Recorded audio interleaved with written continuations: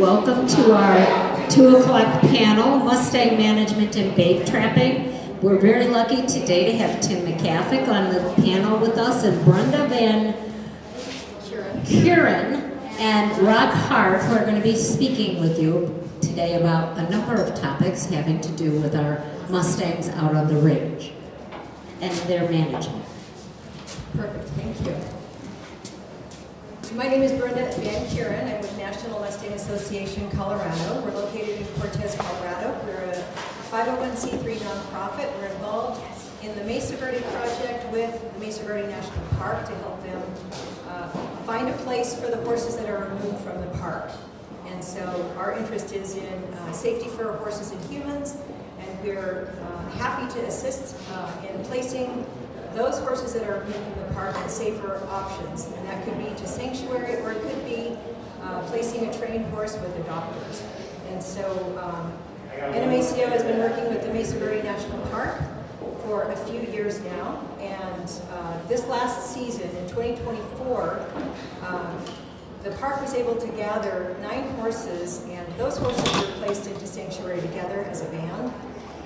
And that was a pretty good outcome for those horses. The next year, the park is going to resume gathering using the low-stress bait trapping method that it more or less follows what Tim McCaffick had designed years ago.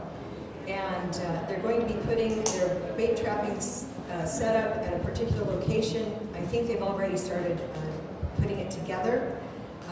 But the park has experienced a bit of difficulty in gathering the number of horses that they've wanted to gather.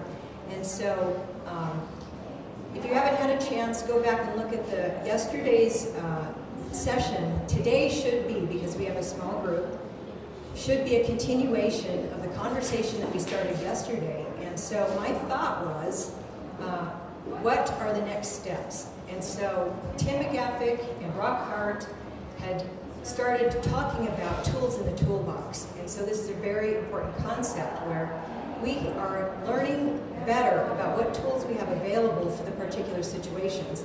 So, for example, in Mesa Verde National Park, the park has horses that are in this one particular canyon, and it's very difficult to access. It is not accessible by vehicles. And the park has a lot of restrictions against access. So, and that is to preserve the ruins and any antiquities that are in the park. So, my question today is, what are the next steps that NMACO can encourage the park to take so that they have better success removing the horses? Now, we're not in favor of horses being removed. We'd love to see those horses live in their home range, better managed, so that they're not growing at such a quick rate and creating any further stress to the environment, for one. So what is it that is possible? And so that's the question I think that would be interesting to ask.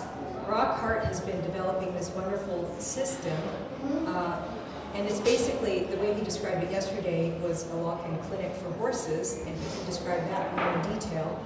And then Tim McCaffick, with his background in behavior, equine behavior, and also his bait trapping and low-stress stockmanship skills, maybe what you can do is offer up some ideas or suggestions or thoughts about where we can go from here. So that's what I would like to address today. Rock, how about you start? Okay. Thank you. So basically what we did is just created a platform that can deliver contraceptive vaccines and implant a microchip in a horse remotely, simply due to the fact with like Mesa Verde, you have areas you just can't get to. And then plus, our areas, the horses aren't used to humans. For the most part, the only humans they see. In fact, I think at night they get together and they talk about the humans they saw that day. It was a bad joke. But it's something that I needed to do. It was roughly 30 square miles. And we put this together to help bring the horse populations down as it was out of hand. Not only was it out of hand, but this ranch that I manage is a terrible rangeland for cattle. When in New Mexico, you might be able to, typically they say you could put 1 cow on an area where 70 acres will supply that 1 cow. I would say on this ranch it would be well over 150 acres just to supply one horse or cow. So the rangeland is horrible. Although the horses get to the areas where a cow normally can't get to, it's pretty incredible. So that's why we put it together. It's just basically help find a way to manage the horse population that I simply couldn't do on foot or with a rifle gun. I wouldn't even be able to tell you what horse I hit. Many of them look so similar. We needed to come up with a way to create an identity for that animal. So that's why we did it. So, to clarify, you're leading an experiment right now, and you're proving your concept out for your invention. And so you've got 20,000 acres, you got a head of 130 horses? Approximately, yeah. Approximately 130 horses, and you've seen over the last how many years have you had your system in? Since 2020. Okay, so since 2020, you said the population actually it's slowed its growth for sure. Has it declined? Yeah. Okay. Yeah. Yeah. So you know, this has been interesting to me because I didn't expect to see such a change. Now, one of the questions you might say, well, do I have a breach in my fence line? And it's entirely possible. We may have horses that thought grass was greener on the other side, although we also use technology to watch our fence lines. And like any ranch, you do have water gaps that get blown out, and horses come and go. Typically, though, I'm seeing more horses wanting to come in than head out. So there's going to be an ebb and flow in those numbers. But yeah, I would say we've decreased it by about 20%. We did go through a long drought where a lot of my mares had simply just died after giving birth and or abandoning their foals. So it was a tough year, couple years, and I think that also led to some of the decrease. But one thing I'm also noticing, and I think this is really important, is that first of all, we do use Gonacon. I know it's very controversial, but I'm really liking the vaccine. The one thing I'm noticing is that I'm seeing mares who have been administered Gonacon compared to mares even during the drought that haven't gotten it, and it's a night and day picture. It's the mares that have received Gonacon, their body compositions look amazing. And so I've actually sent these photos off to the USDA, wondering if by decreasing the sexual activity was decreasing their metabolism and the consumption of grass. I'm seeing grass grow in areas I've not seen grow on the ranch before since I've gotten there. So it seems like the ranch is coming back, and I mentioned yesterday about having wildlife come in for the first time that we've never seen, like Barbary sheep and elk. So there's definitely, the land is getting healthier. That's amazing, and that's actually, that is something that if you can quantify and somehow make the information so that it is palatable and someone is receptive to seeing it, that's wonderful, because the Bureau of Land Management is about land health and trying to manage it. And so, and Tim, you know a lot about that. Do you want to talk about how the BLM will study land health and the appropriate number of units that should be grazing, especially horses? Can you describe that? I can try. BLM or any land managers, usually we call it, the old name was carrying capacity. So carrying capacity was how much forage and there were resources out there that would support whatever life was supposed to be there. So a traditional way of doing that is to take transects and cut forage in different places, weigh it, dry it, and weigh it, and then start to make calculations from there.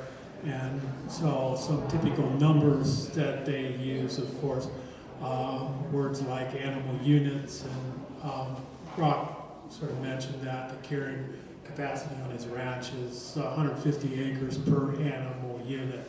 So an animal unit is there in their calculations is, say, one one cow and calf at 1,000 pounds, right? So then you jimmy that around for horses and weights and things. So it's an energy calculation. And they decide then what the actual carrying capacity of that land is. Now, it's hard sometimes to get BLM information of how they calculate that, but the National Resource Sciences thing has a book on it, and they document it, and they can show from their research that those ranges are overstocked. Now, having said that, ranchers do what I said, often they do a transect, that they're calculating how much livestock should be there. So a better example, and one that I would advocate for, is what the Vermejo Ranch did in New Mexico. That's one of the Turner ranchers, and they decided what everything out there should be. So there was elk, deer, bear, all the wildlife. They even took it all the way down to prairie dogs. And so they gave each one of those species an animal unit calculation. And I don't know, prairie dogs were like 0.0023 or something. It was but they calculated it all, and they calculated it for all different areas of forage and things, and they used GPS and took out, mountainsides that were just rocks and things like that. So it was a very detailed way, and that's probably, I would say, what public lands management should adopt, because if they're only calculating for cows and horses, there's other things that were native out there long before either one of those things showed up. And almost certainly, I would, in my opinion, you would see that those numbers that they say are okay for both horses and livestock would have to go down. However, so they come up with a number, and BLM, and we're talking about horses, they call it the Accepted Management Level, AML. And I don't know what the current numbers are, but they used to be something like, in all the BLM lands, it was like they thought the AML was something like 26,000 or something. It changes all the time with breeding and years. And at that time, there was like 80,000 or something horses out there. So they were overstocked, at least from the horse perspective, and their number, however they calculated it, by a lot. So finding places for all these things to go and some system to manage them over time is still not, they haven't come to that. And things like Rock is perfecting over there would certainly, hopefully, start to come into their thinking at some point.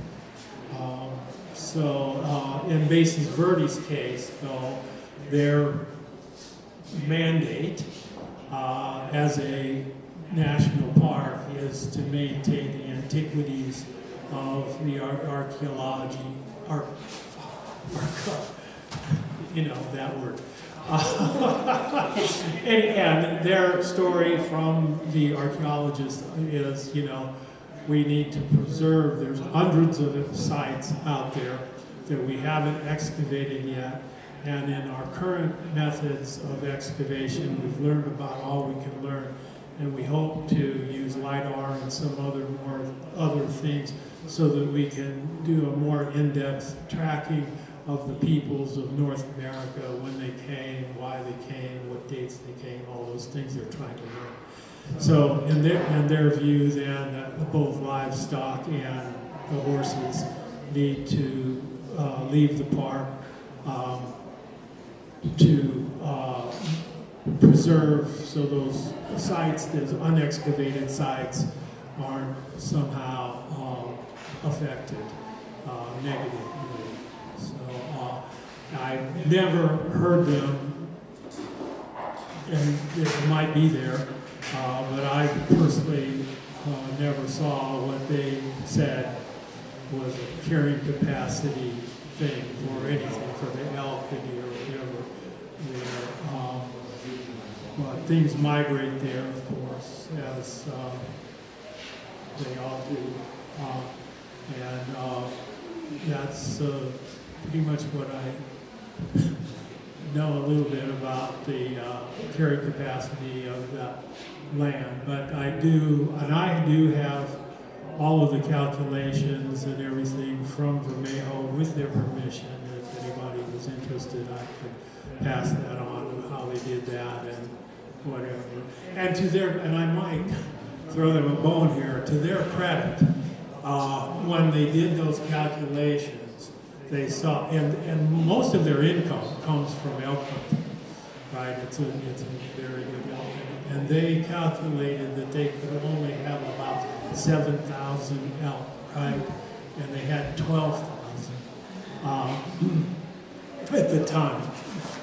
And my memory may not be perfect, but they went to the state of New Mexico, and because of their size, they were granted extra hunting permits for females. And those hunting permits for females, of course, reduced reproduction, which is the same as Rock's Sheen is doing. And eventually they got down to those calculated carrying capacity numbers. And to Rock's point there, just add one more animal husbandry thing, gestation and everything is about 150% more than the average energy needs. So as soon as animals are bred and all of that metabolism goes up, and that's pretty much well understood, particularly after birth, then they eat a lot more, they have a lot more caloric needs, and therefore that would go into carrying capacity calculations because your animal unit number would go up. So these things are possible, but let Brenda decide how to get them done. Well, so I think it's definitely an effort of people coming together. And so one of the questions that I had asked Brock yesterday, outside of our discussion, was, can you use your technology and his brilliance, you can use your brilliance to do some range studies, or use your device to help you with some range analysis. And so the things that you were describing about how the BLM will take a look at forage, do their analysis, and then determine A and L numbers, can you use your technology in that way, do you think? Yeah, I think what Tim was saying is really important. You do have carrying capacities that could be good for 1 year, but the next year they're not. And so, like, for instance, studying the data would be really important. The one thing I found out, and this is quite inadvertently, and I'm not brilliant, by the way, it's my team that's brilliant. One thing I've learned is that the technology has exploded concerning the amount of sensors that are available, including sensors that could even read the moisture. In fact, at UNM, there's professors that have developed sensors that can read moisture in trees. They can read moisture in grass. You can read it in the soils. And so the cool thing about the technology, and say what you want about Elon Musk, he created this worldwide internet that I'm loving in the middle of nowhere. You're able to collect this data daily. You can then tie this into all of the weather stations. You can tie it into the El Niños or the La Niñas. You can now start predicting for land managers. You know what? We've seen this in the past. Now we know what we can do for next year. And you can start to predict these things. Whereas in the past, we just kind of waited and see what happened from the clouds. then, and you know, sometimes all the predictions are wrong because you think it's going to be a dry year and it turns out to be one of your wettest like I had last year. It was awesome, except for all the water gaps I had to fix. But the sensors are incredible. One thing we're not discussing is feral cattle.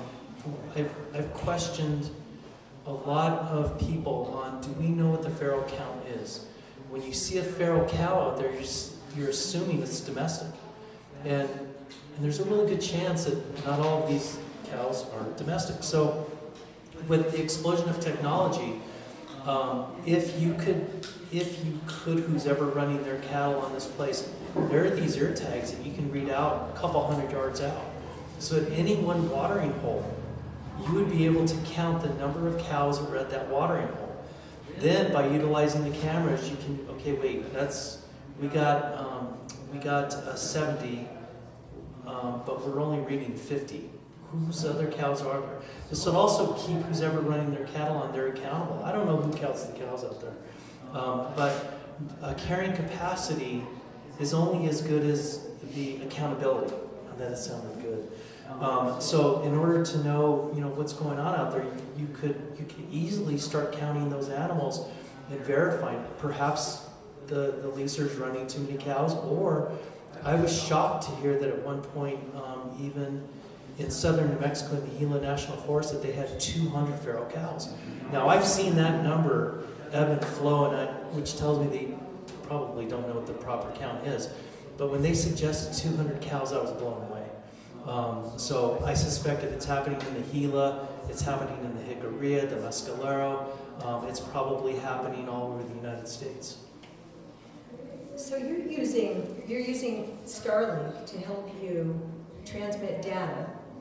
Do you use cameras that are not just around the site of your, I'm going to call it a contraption again, your system? Are you using cameras anywhere else to track anything, or even maybe even bring? You said you use cameras for your fence line. How does that work?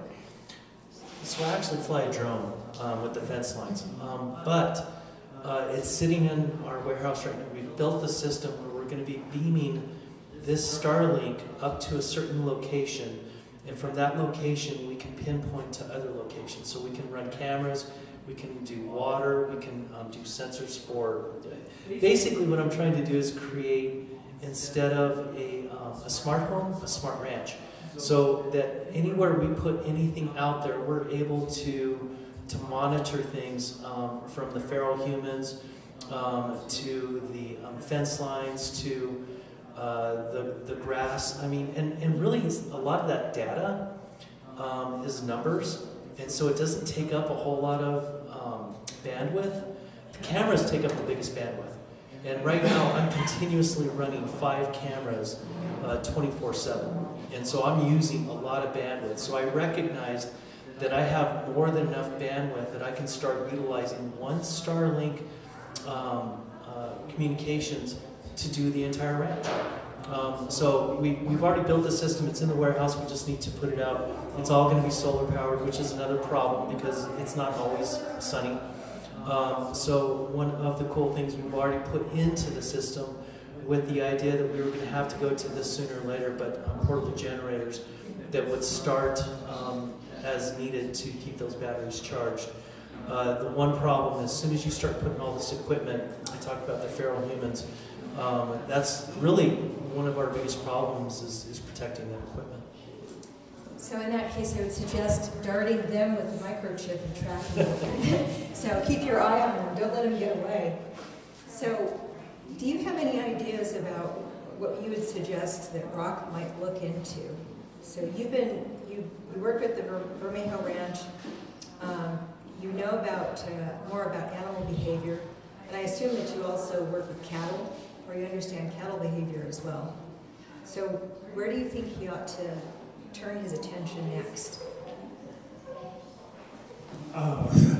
Well, I don't know. It sounds like Rock is pretty much on it, in terms of collecting the data. Though I might bring up though, they're using the virtual fence now, in different places, and those cattle all have, there's a system, they have a collar, and that communicates with the satellite, and they can tell where their cattle are all the time, and then they put a virtual fence out, and the cattle learn not to cross it.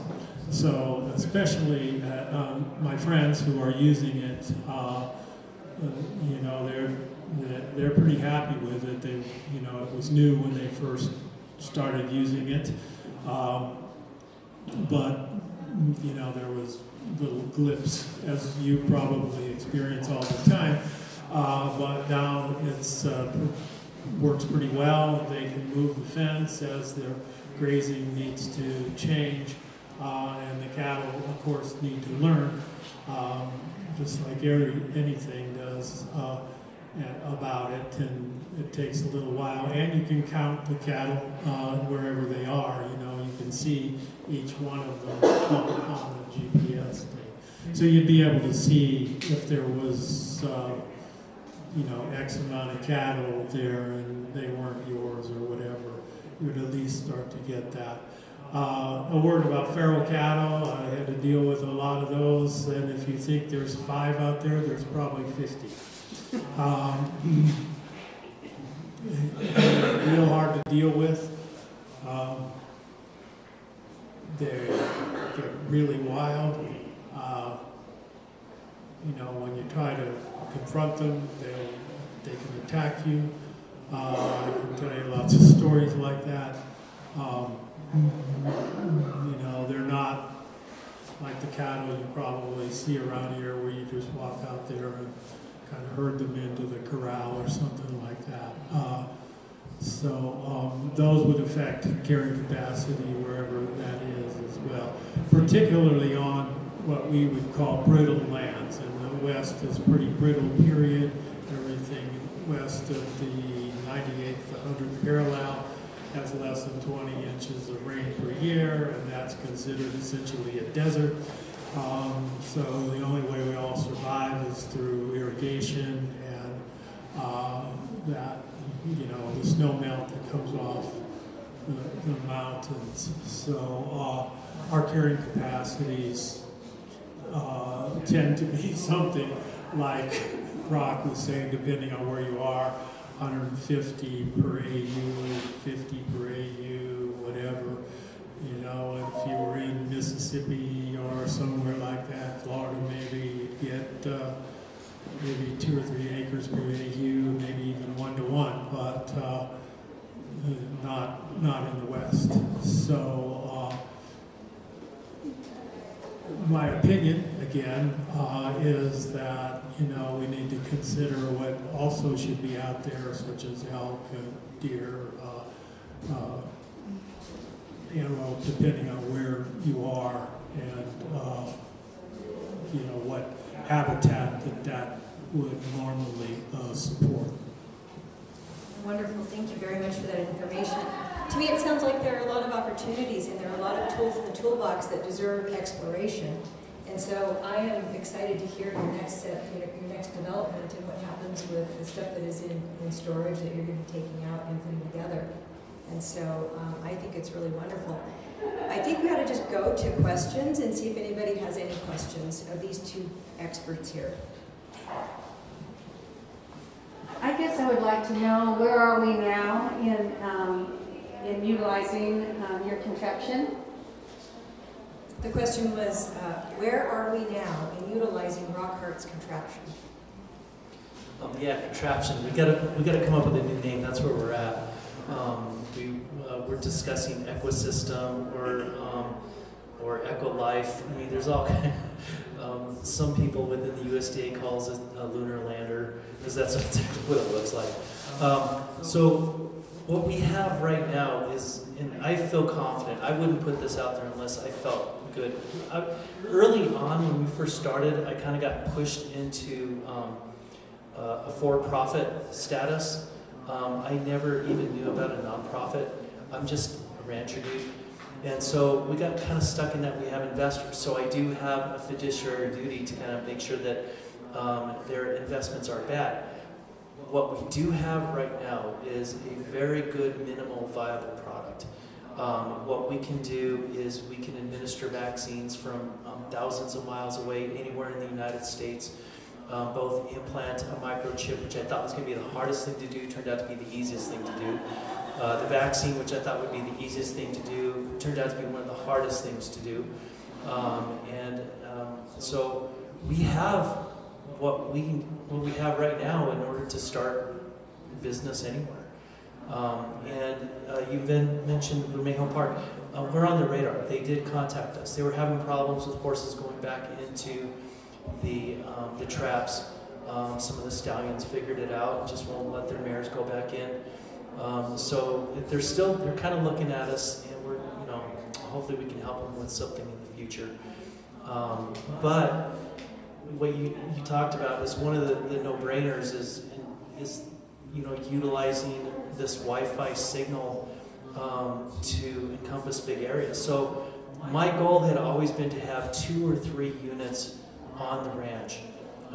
We've done well over half of all the horses on the ranch with just 1 unit at one location. And so that's been successful, just having 1 unit out there. I don't think it's a go in, complete the mission, and get out kind of thing. I think management is what the term means. It's a constant work. Like for instance, at Mesa Verde, I would suggest that maybe in their off season or whatever they're doing, that they be managing the animals. And if you can do it in such a way that is ininvasive, a place where humans can go to and create a place for horses to come up to receive vaccines and the microchips and get an idea of what's going on, then you really have you can even start counting the animals at that point. So I think it's something that isn't, you put it out there for 3 months and call it good. I think this is something that you put out there and you just keep managing. At some point, you don't have to deliver vaccines. At some point you're good. But now you're monitoring the health. And the cool thing about these systems with the microchips are so cool in that you can read the temperature of the animal. We've seen mares that all of a sudden we're seeing a spike in her specific temperature. We've created a unique temperature range for every single animal because, believe it or not, even humans read slightly different. And so I would see a spike on them, saying something's up. You'd look at the cameras, and sure enough, her ears are back, and she's biting at others, and she's not an alpha, she's a beta. So something's definitely wrong with that mare. And so you can start monitoring if a disease is coming on board, or let's say something's happening with other wildlife that you don't want a crossover disease. You could deal with it. We believe we're even witnessing estrus in some of the non-vaccinated animals. Because I would see temperature rises that were going up just slightly, which is cool because let's say you have a horse that is vaccinated and you're starting to see this. You know what? She may be due for a booster. So just because we say boosters last for so long, we have a general idea. Like humans, I imagine horses are all pretty unique themselves. Well, as you're speaking about that, I'm thinking about how does vaccination, either with Gonacom or PZP, affect herd management behavior, or herd behavior? And so some people are concerned about that. Do either of you have any information or understanding about that? I can tell. So we're not allowed to use PZP because we're targeting the triceps muscle. If the HSUS would open that up, I would use PZP tomorrow. We are forced to use Gonacom. One thing I can tell you is the herd dynamics have not changed. We're still seeing the same mares with the same stallions. We're still seeing the same family band hang out together.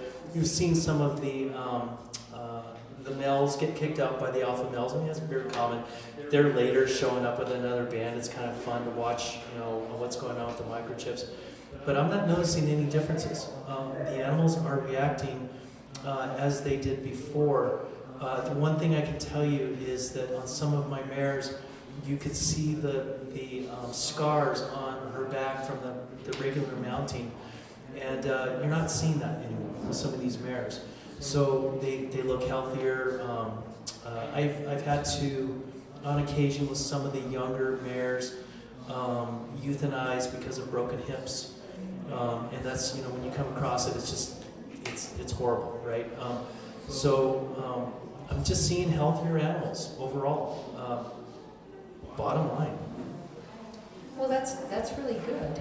So Laura had mentioned yesterday, or a couple of days ago, that there is a rebound effect. So when there is a lot of culling of horses from a range, when those horses are culled, let's say whoever is left behind, stallions and mares, there's going to be a drive to quickly reproduce and make up for the loss of the population. And so definitely culling herds does create stress, and it creates a vacuum where there used to be horses. And so finding a way to manage horses where they are, and even being able to read the environment, I think these are all great steps. I would like to see it happen. So, Tim, do you have anything else you would like to share? No, I don't really. I would have come to the same conclusion as Rock without that. I mean, they're in social groups. Social groups are more like families. As long as they're intact, you don't really see it. It's not always about it's about reproduction from the stallions thing, but those social networks, as long as they're intact, I think that it doesn't really have much effect. But I don't have any data to actually prove that. I would think, though, that the rebound effect, I wonder about that and what triggers it. In coyotes, they have the ability to communicate when there's not very many coyotes around, and their litters increase by a lot, as much as 18 from 5, 6, 7, 8. But there's a mechanism there that triggers that. So, and then thinking on those same lines, the horses do not stop breeding because there's no food. They keep doing it. And eat to the point where they're starved to death, and they start to. And whether that was on Rock's Ranch, I couldn't tell you about Hawaii, whether it was horses, bison, or cattle, it's the same. They don't, and you see it across all wildlife, populations rise and then they fall, rise and fall. But they usually do that just because of food. And food is what they call in behavior a primary reinforcer, and that is essentially where speciation came from. So, if anybody reads Darwin or whatever you want to read, but those niches that species evolved to you take advantage of a niche, usually of some kind of food, and then their physical adaptations changed according to that over time, a long time. So I don't know about this rebound effect. I don't know much about it, so I would just say it has something to do with food. Okay. All right, well, thank you. Yeah. Okay, well, yes. I'd like to hear a little bit, with all of your expertise in the toolbox, why is it so important to have and use the diversity of the tools that we have, and how to take advantage of that to care for our wildlife and our horses? We just created this because I was alone, and it wasn't something I meant to. I never thought one day I would be sitting here talking to anybody about any of this. It was just simply a practicality. I'm one guy with a big place and a bunch of horses. What the heck was I going to do? And so that's really what this was born out of. It was just trying to make the most of my time and my limitations. This is just another tool. I mean, that's all it is. And I think it's a tool that works year-round. It works at night. Our cameras are all IR. So like, for instance, an animal comes up at 3 a.m., you're not going to send a human out at 3 a.m. to try to vaccinate a horse. But at 3 a.m., I know exactly what horse that is. It's being recorded at the exact same time. And when we send a vaccine, not only can I check the injection site, but all of the darts are retained right there. I mean, everything that we send people out to go do, this system does 24/7. I didn't see this one coming, that we would be a threat to some 501c3s. They were behind us in the beginning, and I was literally told, well, you're trying to replace us. I didn't see that one coming. I thought they would want something that was humane, and of course they could feed the systems, they could feed the darts. I mean, it's not like I'm trying to replace them. I was just trying to be practical for a guy that managing my own ranch. So therefore, I don't think there should be any threat. It's a matter of what is the most humane way of dealing with the animals with the tools that we have, and this is just one of those tools. Definitely. And so, in partial answer to your question, when I'm thinking of Mesa Verde, and I haven't yet come to visit your place, but I'd like to, every range is different. They pose different challenges, different risks, and so I could see one of your devices being put into a place that is typically inaccessible in the wintertime. So it could be delivered over there, but to have a human go out and try to access that site, or even deliver some PZP or any other measure, that could be really impracticable. So I've spoken with TJ Holmes, who is the person, she's a volunteer with the BLM, and she works at Spring Creek Basin Herd Management Area. They have had such success since 2011 implementing the PZP program, and it's really by her efforts that they had been able to raise the AMLs, the acceptable management level, to 85. It's up to 85 now. And so that's not to say that there are 85 horses there now. They might have to lower it at some point. But the program has been pretty successful. And so I asked TJ, are you training someone to be another you? So you may not be able to do this forever. And she was hesitant to do that. And she said, and I've talked to her about how difficult it is. It's difficult sometimes to get out there. There's a lot of flooding. There's, unpredictable weather. And when it is flooded, you can't even pass through certain areas. The road is literally washed away. And so for her to get out there and do her darting on time, and then for the particular mare, that sometimes is very challenging. And so why don't we use more tools in the toolbox? So in some cases, it's better to use technology than humans. It's a bit safer as well. So let's try it. And I think, so I'm looking forward to what is going to come of minds coming together and resources coming together. And I would say, yes, nonprofits, why not consider more tools in the toolbox? Really get focused on what we're trying to solve. So it's easy for me when I'm working with National Mustang Association of Colorado. I'm thinking about what is our mission. So we're here to encourage good herd management. We love the horses. We want them to be safe. We want them to last.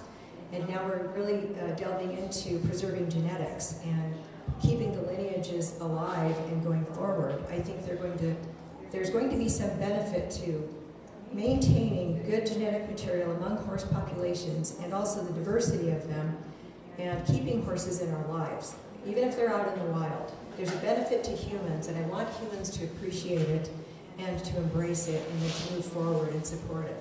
So that's my spiel right now, and I think I'll end on that. Thank you very much, Tim. We really couldn't have done it without your support. Seriously, and I'm just eternally grateful to you. And I'm so glad that we met because you're representative of this next step forward, really implementing good technology. So thank you very much. Thank you.